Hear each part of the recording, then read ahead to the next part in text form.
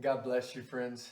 We're talking about the power of three, and we've asked this question over and over and over throughout this series.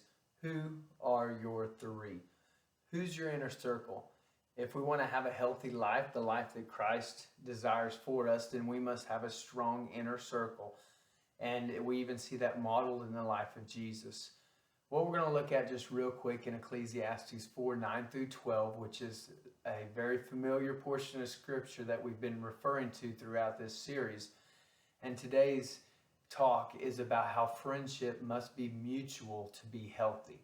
So many times we try to allow our inner circle to be people who maybe don't help create a strong inner circle for us. And we have to evaluate those friendships that are closest to us to make sure that they are impacting our life in a positive way, to make sure that they are helping us to live a healthy, godly life that God desires for us to live. And so we have to tackle this idea that friendship must be mutual to be healthy. And we're going to see that through this portion of scripture of Ecclesiastes 4:9-12. It says, two are better than one because they have a good return for their labor. See, we can just take this scripture by scripture, verse by verse, and we can see that so many times we are surrounded with an inner circle that we've allowed to become our inner circle, and they don't help us with our return for our labor. That we are always there to help them to have a good return for their labor, but are they there for you and your return for your labor?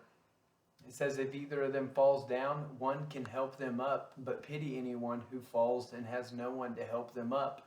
So many times we've surrounded ourselves with an inner circle where we are constantly helping them up, but when we fall, are they there to help us up? And it goes on in verse 11 to say, also, if two lie down together, they will keep warm. But how can one keep warm alone? Once again, that you are there to help them survive. You are there to help better their life. Are they there to help you?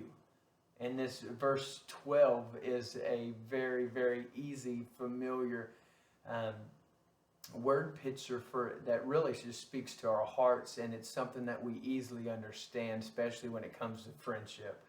And Ecclesiastes 4:12 says, though one may be overpowered, two can defend themselves. A cord of three strands is not quickly broken. When we see this, though one may be overpowered, two can defend themselves. You know, we kind of picture as they stand back to back, and you got my back and I got your back. See, it gets really, really unhealthy for us as individuals when our inner circle is a scenario or a situation where we always got their back, but they don't have ours.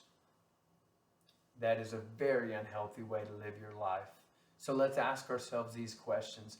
Are the ones that we allow to be closest to us, our inner circle, is it a situation where we are always giving and never receiving anything back?